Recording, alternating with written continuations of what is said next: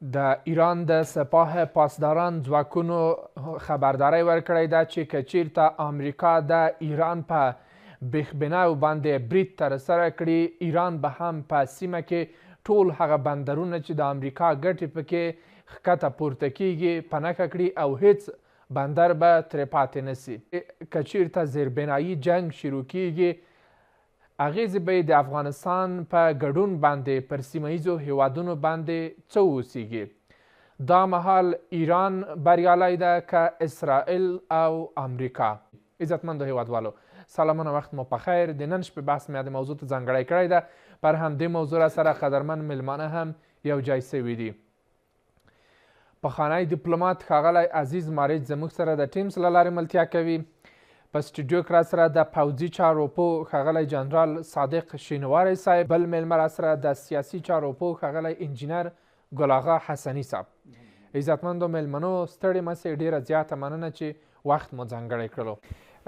ماریچ صاحب، تاسو هم په خیر راسئ پروګرام ته. د ایران د سپاه پاسداران ځواکونو ویلي دي چې که چیرته د واشنګټن دا طرح عملي کړي چې زیربنایي یا بېخبنایي جنگ شروع کړي، پیل کړي، په سیمه کې به د ایراني ځواکونو لپاره هیڅ بندر هم امن نه اوسیږي، بلکې ټول هغه بندرونه به په نښه کړي چې هغلته امریکایي ګټې ساتل کیږي. دا څه ډول یو پیغام ورکوي؟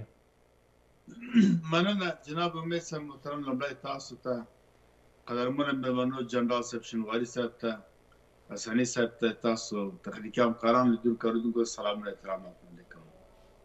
ګورئ، په دې باندې ټول پوهېږي چې جګړه د انرژي او د ګټې جګړه ده. د تیلو، د نفتو، معدنونو په دنیا کې مثلا په چیز کې څه ګټه وي، که په مخدره توکو کې ګټه وي، ټول هلته نو روان یو لوی ستر مافیایي کړۍ هلته کار پرې کوي، تجارت کوي. که د وسلو وي، مارکیټونه دي، مارکیټ جګړه ده، پیلوی او درېیمه نړۍ ده، وهی ټکوی، خپلې وسلې خرڅوه، خپلې وسلې مدرنې کوه. او بیا نو که تیل دي او نفت دي او پټرول دي، په همدې باندې لوی جنګ دی، زبرځواک هېوادونه زورور راځي، دا ټول شیان اخلي، کنټرول دا له پخوا نه چې دنیا جوړه ده، همدا کار روان ده د ګټو دپاره. درست. د آدم علیه السلام قابل جګ صابیل یې مړ کړ د خپل منفعت دپاره. بله، اوس د ایران موضوع ته که راسو ماریچ صاحب محترم، چې پخوا نه همدغسې چېرته به چې فایده وه، ګټه وه، زبرځواک یې وه، لښکر ووړه، جای به غصبه. اوس هم را زیاده ډزې پکې ویي. رابسو دې ته چې موږ باید بېطرفه اوسو.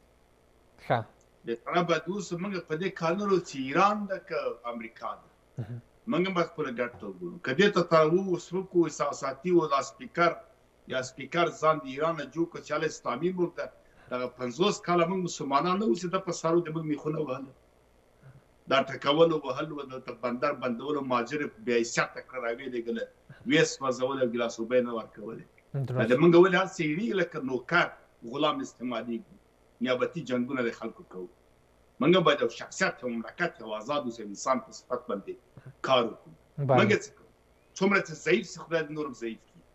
چې ضعیف یې نور په موږ باندې تېری ونه کړي، لارې بندې نه کړي. دا که دی ده، که پاکستان ده، که تاجکستان ده، که بل ده، هغه هېواد چې موږ سره په نفت هم ده، په ګټه هم ده، هغه سره باید موږ اړیکه جوړه کړو. بله، اوس ماریچ صاحب، بله دا چې موږ ووایو چې اسرائیل امریکا وغولاوه، امریکا دا وغولاوه، له جوجانه کار اوسه، دا اوسه، دا ساله خبرې باید موږ ونه کړو. دا مطالعې سوي دي، استخباراتو کار کړی، ذره ذره بل ته معلوم ده. د ټرمپ اصلا واک نه دی په دې شان کې، هلته غټ اداره ده، سیاه کار کوي. NSA نشنل سیکورټي داخلي له FBI سره کار کوي. مثلا CIA په بهري پالیسۍ سیاست کې له FCR سره کار کوي. دا ټول ماده د 80 کالو، د 50 کالو، د 10 کالو پروګرامونه سنجول کېږي. ایران ذره ذره ته معلوم دي، څنګه راځي په دنه په تخت کې ویده سړی په مرمۍ ولې مړ کوي. دا ساده خبرې دي. که دا موږ هر څه ساده کتلي، ورته استعمال کړي وو، وطن هم تباه کړی، دا خو جدا مسله ده.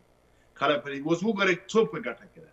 ایران صحیح ده، تاسو پوښتنه چې ایران همیشه خبرې کوي، باید وي که مملکت په صفت باندې چې ولا بندرونه ولا دا ولا کوم ځای ویشتلی. جنګ چېرته ده؟ ځکه واغسوی چې بله ګوته بلې مارج صاحب وایي اسرائیل مې ویشتلي دي ګورئ دا اسرائیل وایي هغه د که نه شاید له منځه لاړ شي دا اوسي د دنیا ټول قوت ټول بانکونه ټولې کمپنیانې ټول شرکتونه ټولې بیمې ټول تولیدي صنعتي له یهودانو سره دي ټوله مدرترینه وسله یهود درته جوړوي سیاست دی درته مخ ته بیایي اتفاق وحدت عقل لري داسې ملاقات ورچا راجیک سوی ملاقات جوړوي درته شخصي پیسو باندې اسرائیل پورته بله تاسو خبره بخښنه باندې ما خبره دوه شوه پاتې دوه شوه زه اضافه کوم بیا به ښه نوبت مستضاف ته ورسېږم مهرباني دغه اوس وګورئ جنګ کې څوک کامیاب ده امریکا راغله هغه کسان چې د امریکا ګټې ته ضرر رسو ویل سربړی متواقع ته یې ویلې چې هلکانو سمېږئ پیسه هم در کوم میلیاردونه تضمین هم در کوم وایي اوسه په واک کې کښېنئ باټلاف ووایه ووهئ دا د ایران خواسته ټول استعمال کوي څومره چې هر ورځ دا قوي مدرن راکټونه واریږي همدومره اقتصاد د ایران ضعیفېږي واشنګټن باندې ډز نه ده سوی دلته په ایران کې وله دغه چلتاونه چې په سر د عربي مملکتونه ووله چې څومره وران سي سبا یې څوک جوړوي څه کمپنۍ لوی د چا په لاس کې وي د هغوی پیسو ته یې چا جوړ کړی هغه په دې باندې ولي اوس یې بندر ورته خبره کړې کوم بندر ته ولې تنګي هرمز ده او نور چې باب مندیب ده دا څو دی همدغه عربو د خلیج مسایل دي در باندې ولې هر بندر د خپل بل اټکل کې ده وایي تقریبا له نیم تریلیونه زیات د توبې مداروي باید جوړ شي دا پیولې دا جنو ورانې په هغوی ته پیسو ته چا جوړ کړی بیرته جوړوي ایران وسته په استعمال شوه هغه 80 نفر ورته مړه کړله اوس یې نه هغه اساسي بنیادي ځایونه چې د ایران په کار هغه ورته وویشتل فلج یې کړل پخوانۍ وسله ده له سوریو او ګودامو له هغه جارونه چې ولې تونل یې ولې غیر عباسي هغه هم په استعمالي بې هدفه هدف د چې ده که اسرائیل ولې د اسرائیل هغه جونه ولې سبا هغه جوړوي نو کامیابي ته وګورئ کامیاب څو د غرب داسې اتفاق مسلمانانو کې نشته هغه جدا ډېره مننه په مملکتونه چوپ ناست دي دا بیا جدا خبر دی ډېره مننه مارج صاحب موږ باید داسې ډېر فکر نه کوو مثلا تیل قیمته کېږي لوزیانا او تکزاس کې دومره تیل دي د امریکا چې ټول خلیج درته اخلي مانه استعمالي نه مخکې له دې جنګ کې وینزویلا ته لاړه وینزویلا تیل یې غصب کړه که کوم مشکل راځي دغه ته زه تیل تیار لرم هغه پلان برنامه پلان هر څه جوړ شوی ده دا جګړه چې هر څه ده په ګټه باندې ده ګټه د چا د زبرځواک کې وه ډېره مننه یو مثلا شرکیاتو په سام اخلي روس هم د چا د ګټه ده چې ضعیف ایران غواړي چین هم ایران ضعیف ایران غواړي چې پانګونو کې مهرباني ډېره مننه کوم مارج صاحب عزتمندو هیوادوالو دمه لرو بیرته راګرځو مارج صاحب اغیزې د سیمې په هیوادونو باندې څه دي د افغانستان په ګډون باندې که چیرته دا جګړه دوام کوي که څه هم اوس په نړیواله کچه باندې 20% د خامو نفتو بیې لوړې سوي دي ایران خبرداری ورکړی ده چې نړۍ د دې ته چمتو اوسیږي چې یو بشکه تیل دی په $200 رانیسي د اغیزې خبره تاسو کړه دا په ملتونو باندې دولتونو باندې اړه لري که هوښیار تدبیر لري حتی له بعضې مملکتونه له جګړې نه هم ګټه پورته کوي فرصت فکر کوي بد حالت هم فرصت لکه 50 کال د افغانستان له بدبختۍ او جګړې او ویشتلو ټکولو نه ایران او پاکستان ګټه پورته کړه یو لنګ د خوا دوی څه ګټه پورته کړه مارج صاحب دوی له دغه 2 لسیزو نه څنګه ګټه پورته کړه هیوادونه یې آباد کړل بالکل یې وکړه بالکل ګورئ موږ ما دا خبره وکړه چې اثر په خپله خلکو ته تاثیر لري که مثبته ګټه اخلي که منفي اخلي بله موږ باید هغه د احساساتي مسایل باید لږ پرې معمولا باید دوست و دښمن باید وپېژنو موږ د اسلام له سپېڅلې کلمې نه او دین نه استفاده باید ونه کړو درست په واقعي ډول هغه دین د مکمل دین د الیوم اکملتم دینکم ان دین عند الله الاسلام جدا مسله بله من ګورئ که چیرې بیا دا وایي چې ایران اسلامي مملکت ده پاکستان اسلامي نه ده ولې جنګ سره کوي ولې په اسلام باندې جنګ هغوی تیری کړی ده مارج صاحب آفرین خبره دا ده چې عزت و ذلت د الله په لاس کې ده بله وتذل من تشاء هغه ورته وایي عزت و ذلت د الله په لاس کې ده. عز من تشاء وتذل من تشاء بيدك الخير انك على كل شيء قدير. خدای پاک قادر ده، هغه پیږي چې څوک نه کوي. درست. ان الله علیم بذات الصدور. په زړه هغه پیږي. یا به مسلمانی ښه به ټټر وهي لکه پاکستان، کرای به کوي، راځي به تا ماشومان به وزني، هغه سره بیا جنګ کوي. هغه چې له 1801 کاله ملکوم راوستو د ایرانیانو امپراتوري ختمه کړله، وزیر فتح خان رامسک مخکې له هغه د احمدشاه په وخت کې هغه د دغه مشر زوی راپورته کړ سلیمان شاه د تیمورشاه په ضد باندې، بیا له انګریزانو ملکوم سره جان ملکوم سره لاس یو کړ، شاه محمود درانی راوسته، شاه زمان پیړون کړ او دا نه بیا راځه که تاریخ تشریح که پاک وسی صفویانو ظلمونه خو پکې نه ګورګین یې کېنولی و د تا ناموس باندې تیری کاوه.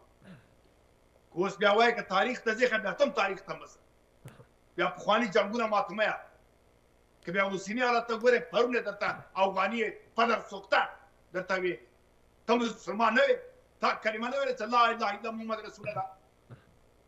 د کفر د هغې احساساتي خبرې پرېږدئ، ګټو ته ګورئ. اسلام دین جدا ده. سعودي عربستان سره ولاړ ولې دلته باور مارج صاحب باور دا ده چې موږ اوس په ټوله نړۍ کې افغانستان یوازینی اسلامي هیواد ده چې ډېر اسلام پکې تطبیقیږي او اسلامي امورو ته ډېر احترام پکې کیږي. وایي موږ دا تعهد لرو چې د خپل اسلامي ورور تر څنګ ودرېږو، په معنوي شکل یې ملاتړ کړو که په فزیکي شکل زموږ زور ورته نه رسیږي. بالکل. نو اسلام په اسلام آباد باندې ولې ډزې اسلامي وطن ده، کنه ته پرونه دې ویلې دوم کور مې ته پرونه پر ویلې چې اسلام کې کیا مطلب لا اله الا محمد رسول الله. دا ګوره نن چې بیا د جنګ کې خو اسلام پاکستان منافق ده، ایران لغه منافق تر ده. دا خبره کې سیاست خو رحمانوف هم درته وایي چې ما مسلمان هستیم، دا د تفریقې د تاچي هوښیار اوسه، پوه اوسه. سید سیال اثر پانتون هم دا خبره وکړه چې اسلام په افغانستان کې ده.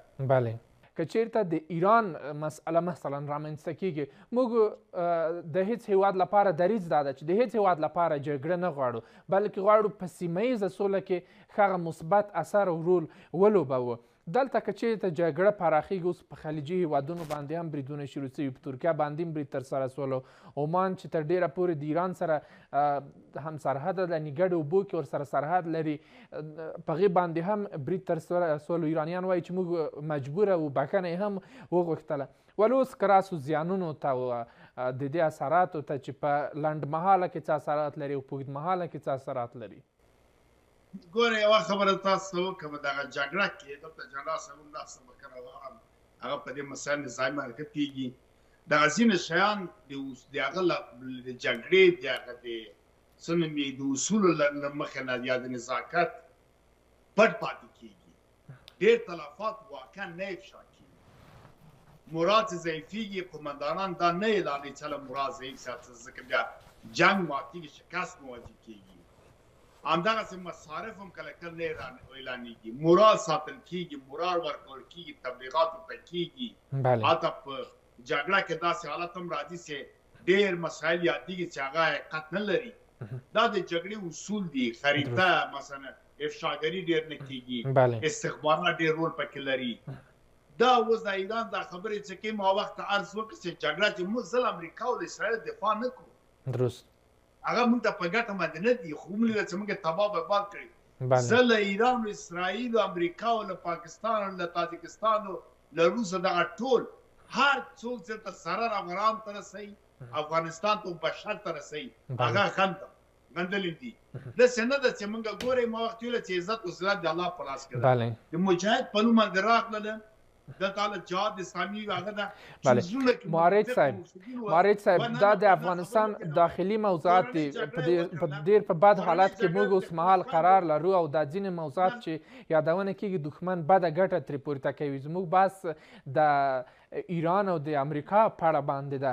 مارج صاحب عربي هیوادونو په دې وروستیو کې بله مارج صاحب باشیر دا وایي ځان به سره وي، خو خواته رقیبان دي، یو په بل موازنې وایي خپلو دښمنان دي. موږ چې دا باید شاید وبه د پرت واخله له تېر سوي نه چې دلته د خویندو په سر د مارج صاحب همدا خبره د ایران د بهرنیو چارو وزارت کړې ده. د ایران د بهرنیو چارو وزارت ویاند اسماعیل بقایي ویلي دي چې موږ له تیرو بریدونو څخه عبرت اخیستلی ده، کوم چې د اسرائیلو صهیونیستي رژیم او امریکا په ایران باندې ترسره کړل، او دا ځل ډېر هوښیاره یو، موږ ډېر تکتیکي مخکې روان یو، په دې جګړه کې به بریالي کیږو، او باورونه هم د ډېرو همدا دي چې ایران بریالی ده. ستاسو پند باندې آیا د دې جګړې بریالی که څه هم ځپونکی به وي، ولې بریالی فکر کوئ شتون لري؟ بهترینه خبره کړې او رښتیا وایي او چارواکي په اساس باندې باید به وخت مویل چې مورال لپاره د خپل وطن لپاره د ګډ لپاره څوک پورته کړي دا د ستایلو وړ خبره کړې. اما وایي که پختگان ناید صدای خروش از مردمان خام خیزه ګوره څوک چې وایي ما وکړل داسې کوم هغه اصلا نه دي کړي، ځکه ضرورت لري تبلیغ ته. هغه چې خپل کار پوخ کړی هغه چوپ ناست دي، ضرورت لري هغه خپل هدف ته رسوي. او په دې برخه کې مارج صاحب ټرمپ څومره تبلیغات کوي په دې برخه کې؟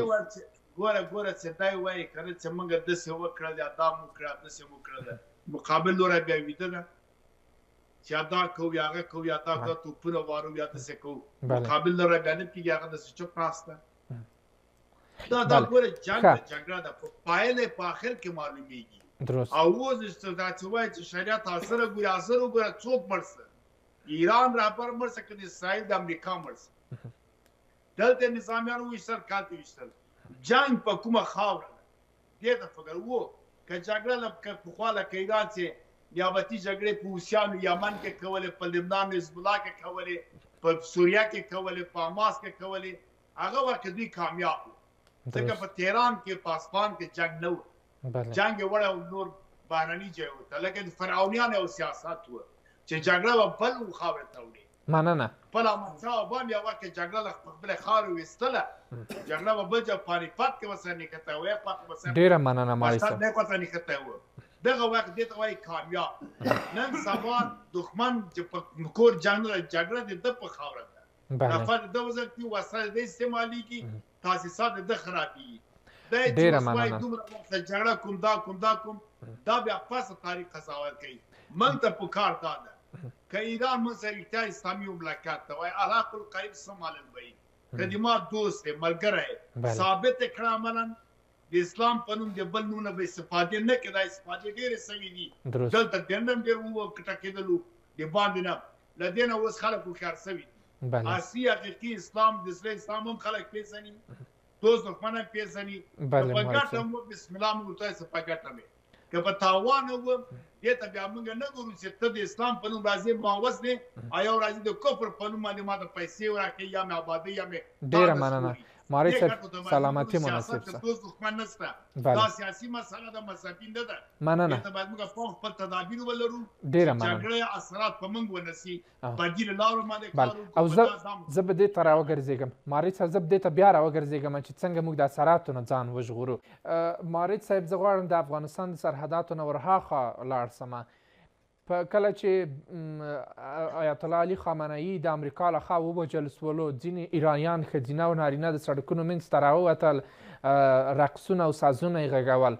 آیا د ایران د اوسني حکومت له منځه وړل د ایرانیانو په ګټه دي، او که نه هم فکر کوئ د تاریخ په اوږدو کې به ایرانیان د دغه شي افسوس وکړي چې همدغه حکومت هم باید قوي کړی وای؟ ګوره دا نه بیا فرق کوي چې بل حکومت څوک راځي، هغه که واقعا خدمتګار دوی په خوښه حکومت وي چې دوی ته حقوق ورکړي. ایرانیان وایي چې موږ مثلا په دوره نفت او انرژي کې ولې چې بېچاره وروسته پاتې یو، یا د ټکنالوژي د دنیا نه ولې موږ وروسته پاتې کېږو. ځوانان معمولا دغه احساسات لري او دوی غواړي دغه اوسني حالت چې دوی وړاندې نه شي تللی، غواړي چې مثلا یو تغییر راولي. نو کېدای شي داسې حکومت راسي دوی ترقي او پیشرفت او دین او آیین واسطه او خدمت وي. دا داسې نه ده چې حتما اوس امریکا حمله وکړي، امریکا بیا کفري نظام لري، دا په خلکو باندې اړه لري. اوس موږ مثلا د اخباس اوس چې اثرات دي افغانستان، افغانان با همت او غیرتي مېړني خلک دي، ولا کچ راي وي چې د جنګ خط عادت کړی ده مثلا سوي دي، همیشه له ځان دفاع کوي. که په موږ حمله وکړه بیرته حمله پرې کوو، که ایران وي که بلي موږ دې کې ډار نه لرو. او به څه دې ته چې مثلا په دې فکر وکړو چې موږ خپلواک هېواد که ووایو چې والله لارې بندې شولې بیا افسرات بند شو وږي نه شو دا نه شو بیا هم زموږ په ګټه ده. څومره چې احتیاجي وي ایجادول کوو. همدغه اوس پاکستان لارې بندې کړې بدیل لارې پیدا کړې چې نه شو تاسو ګورئ څومره کارخانې فعالې شولې. دغه تیل چې په موږ بند ته باور وکړه چې شمرغانو په سمنګان د جې کې دومره ګاز او تیلو باندې کار وشي چې خپله خود کفا شو. د دغه خیرات ورکولو باندې چې عادت یو لټ تربیه شوي لټ دغه نه به خلاص موږ بل لرو بهترین زراعت لرو مالداري لرو ځمکې لرو بندونه هر څه لرو بهترین استعداد لرو اوس امنیت هم شته ښه کار پوره کړي ښه باغونه ښه مېوې څومره چې مېوې دي باندې لاړ نه شي همدغه بېچاره او فقیر خلکو ته رسېږي هر څه ارزاني څومره پیاز ارزانه وساتي. بله ډېره مننه مارج صاحب وخت هم پای ته رسېدلی ده. موږ څه کوو چې هر څه کېږي نه کېږي موږ خپله ګټو خپل کار ته ګورو خپل دین او آیین ته ګورو. که اوس هم وایم که ښه یې کول لاس چنده کوو سر پاسې مېلمه پاله یو ځوان مرد دی ور چا سره په نره درېدلي یو چې پردې کول ده کږه خوله ده چې په څوک چې سمه برابره شي. ډېره زیاته مننه قدرمن مارج صاحب، قدرمن جنرال صاحب، قدرمن حسني صاحب، له ټولو نړۍ مننه. قدرمنو هیوادوالو له تاسو څخه هم یوه نړۍ مننه چې تر دې دمه زموږ سره وئ تر بیا ښې چارې.